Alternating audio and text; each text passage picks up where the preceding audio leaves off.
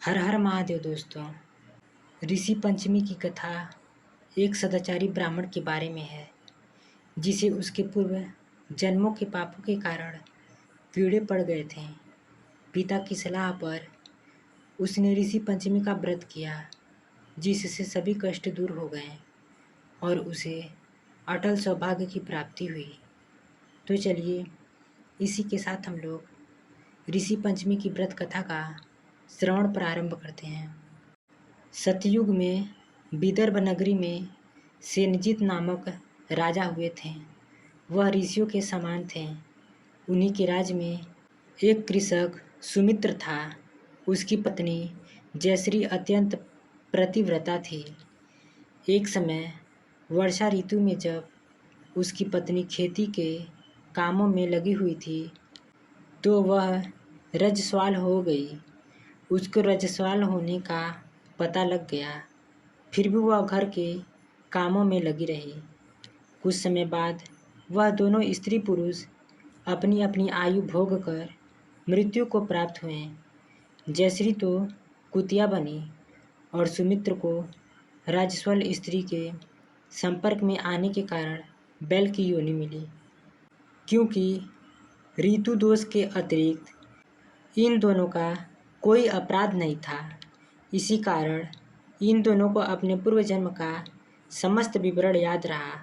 वे दोनों कुतिया और बैल के रूप में उसी नगर में अपने बेटे सुचित्र के यहाँ रहने लगे।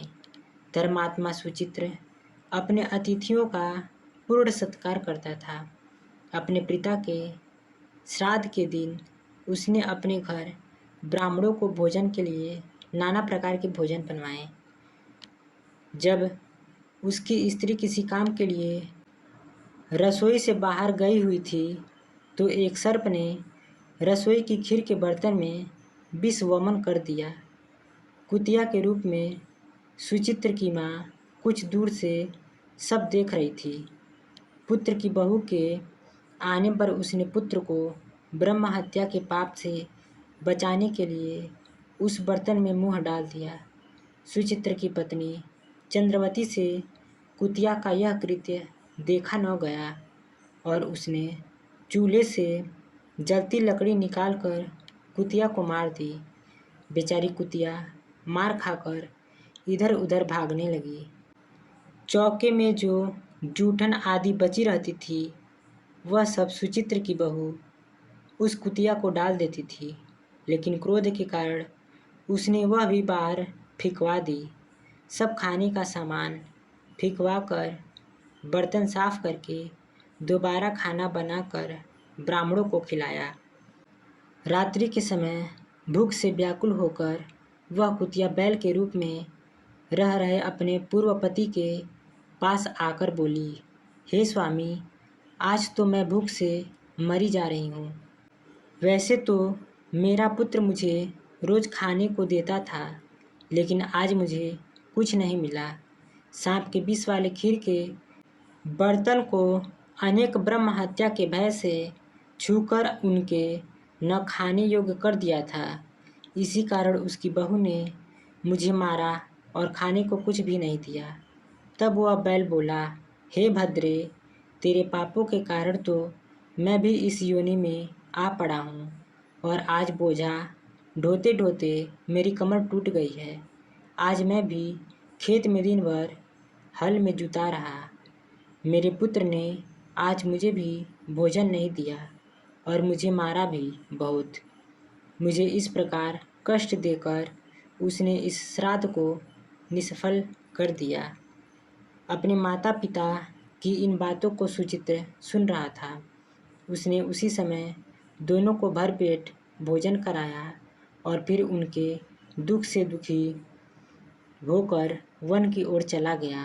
वन में जाकर ऋषियों से पूछा कि मेरे माता पिता किन कर्मों के कारण इन नीची योनियों को प्राप्त हुए हैं और अब किस प्रकार से इनको छुटकारा मिल सकता है। तब सर्वतमा ऋषि बोले, तुम इनकी मुक्ति के लिए पत्नी सहित ऋषि पंचमी का व्रत धारण करो तथा उसका फल अपने माता पिता को दो। भाद्रपद महीने की शुक्ल पंचमी को मुख शुद्ध करके मध्याह्न में नदी के पवित्र जल में स्नान करना और नए रेशमी कपड़े पहनकर अरुंधति सहित सप्त ऋषियों का पूजन करना। इतना सुनकर सुचित्र अपने घर लौट आया और अपनी पत्नी सहित विधि विधान से पूजन व्रत किया। उसके पुण्य से माता पिता दोनों पशु योनियों से छूट गए। इसलिए जो महिला श्रद्धापूर्वक ऋषि पंचमी का व्रत करती है वह समस्त सांसारिक सुखों को भोग कर वैकुंठ को जाती है। मान्यता यह है कि इस दिन व्रत रखने और कथा सुनने से इसी जन्म नहीं बल्कि पिछले जन्म के पाप भी समाप्त हो जाते हैं। ऐसी मान्यता है कि ऋषि पंचमी का व्रत करने से महामारी के समय हुई भूल से भी मुक्ति मिल जाती है। तो दोस्तों, इसी के साथ ही ऋषि पंचमी का यह कथा समाप्त होता है। हर हर महादेव।